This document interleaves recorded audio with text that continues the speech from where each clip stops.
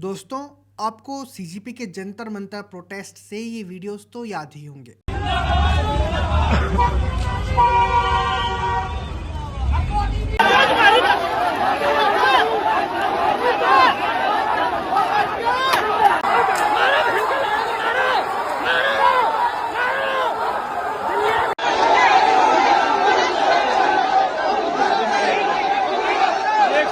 दोस्तों, जंतर मंतर पर प्रोटेस्ट अब खत्म हो चुका है। टेंट हट चुके हैं, भीड़ लौट चुकी है, सीजीपी लीडर्स अपनी अपनी प्रेस कॉन्फ्रेंसेस और पार्टी कर चुके हैं।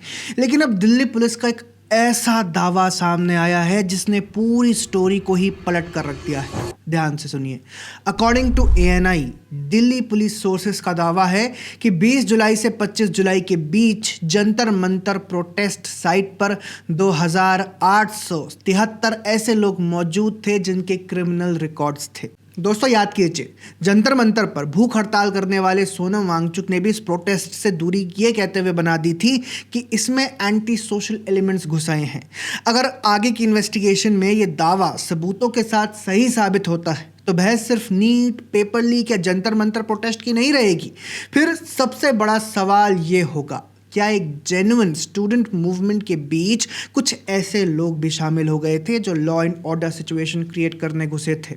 और यही इस पूरी स्टोरी का सबसे बड़ा एंगल है। थोड़ा पीछे चलते हैं। इस प्रोटेस्ट की शुरुआत एग्जाम लीक्स और नीट जैसे मुद्दों से हुई थी। हजारों स्टूडेंट्स अपने फ्यूचर को लेकर सड़कों पर उतर आए थे।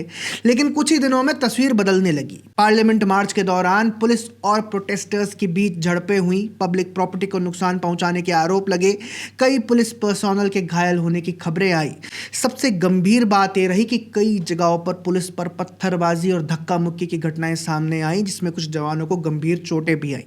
दूसरी तरफ प्रोटेस्टर्स ने भी पुलिस एक्शन पर सवाल उठाए और एक्सेसिव फोर्स के आरोप लगाए। यानी चर्चा एग्जाम रिफॉर्म से हटकर लॉ एंड ऑर्डर पर आ गई। और अब उसी घटनाक्रम के बाद फिर यह खबर आती है। पुलिस सोर्सेज के मुताबिक टेक्निकल सर्वेलांस और फेशियल रिकॉग्निशन सिस्टम की मदद से प्रोटेस्ट साइट पर मौजूद लोगों का एनालिसिस किया गया।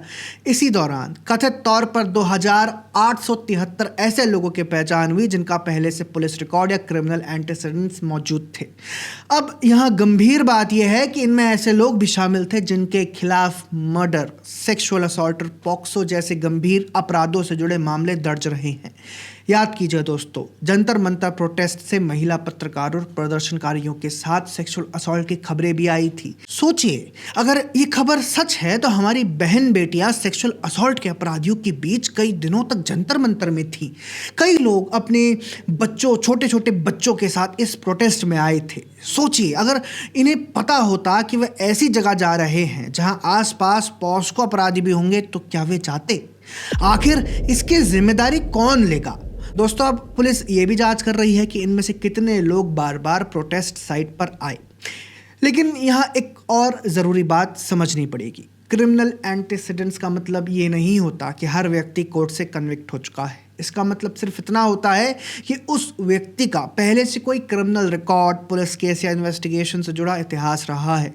और हम ये भी नहीं कह रहे हैं कि क्रिमिनल रिकॉर्ड वाला कोई व्यक्ति प्रोटेस्ट में नहीं जा सकता। लेकिन यहाँ पर जो बात सवाल खड़ा कर रही है वो है संख्या। आखिर जंतर मंतर के प्रोटेस्ट में इतने सारे लोग, क्रिमिनल एंटीसीडेंट्स वाले लोग एक साथ क्या कर रहे थे? क्या जेन्युइन स्टूडेंट्स के प्रोटेस्ट के बीच कुछ एंटी सोशल एलिमेंट्स घुस आए थे? क्या किसी ऑर्गेनाइज्ड ग्रुप ने इस मूवमेंट का इस्तेमाल अपने मकसद के लिए किया? और क्या यही वजह रही कि एग्जाम रिफॉर्म्स जैसे मुद्दे पीछे छूटकर वायलेंस की तस्वीरें नेशनल हेडलाइंस बन गई? अगर ऐसा हुआ तो सबसे बड़ा नुकसान किसका हुआ? उन्हीं स्टूडेंट्स का जिनकी आवाज़ सबसे पहले सुनी जानी चाहिए थी। क्योंकि किसी भी प्रोटेस्ट की सबसे बड़ी ताकत उसकी क्रेडिबिलिटी होती है।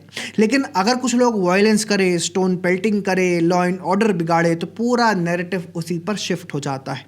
यही बात हाल ही में सुप्रीम कोर्ट ने भी एक अलग मामले की सुनवाई के दौरान कही थी। कोर्ट ने साफ कहा था कि पीसफुल प्रोटेस्ट हर नागरिक का संवैधानिक अधिकार है, लेकिन प्रोटेस्ट की आड़ में वायलेंस या एंटी सोशल एलिमेंट्स के लिए कोई जगह नहीं हो सकती।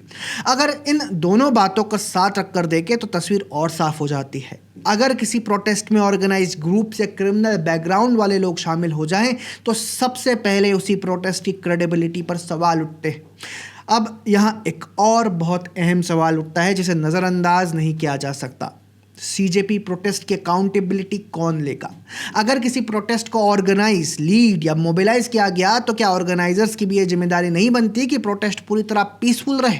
अगर बाद में इन्वेस्टिगेशन में बड़ी संख्या में क्रिमिनल एंटीसीडेंट्स वाले लोगों की मौजूदगी सामने आती है, कंफर्म होती है, तो क्या प्रोटेस्ट के ऑर्गेनाइजर्स से ये भी नहीं पूछा जाना चाहिए कि ग्राउंड पर ऐसे लोगों की एंट्री कैसे हुई, किसने कराई? क्या किसी तरह का स्क्रीनिंग मैकेनिज्म नहीं था? और अगर नहीं था तो उसकी जिम्मेदारी किसकी होगी? याद कीजिए, सीजेपी प्रोटेस्ट में लेफ्ट लिबरल समाज के बड़े बड़े अधिरथी पधारे थे। प्रकाश राज, अरुंधति रॉय, कुणाल कामरा इत्यादि। सोशल मीडिया पर इन्हें सपोर्ट करने वाले ध्रुव राठी, अर्पित शर्मा से लेकर वीडियो में नाचने वाली सोनाक्षी सिन्हा, क्या ये सब जिम्मेदारी लेंगे? नहीं लेंगे। इन्होंने तो अपने व्यूज और टूल किट निपटा दी, लेकिन बीच मझधार में जो रह गए वो हैं छात्र। दोस्तों, आपको इस पूरे मुद्दे पर क्या कहना है कमेंट सेक्शन में ज़रूर लिखिएगा, और ऐसे ही अन्य वीडियोस देखने के लिए पैम्फलेट को सब्सक्राइब करना ना भूलिएगा। जय हिंद।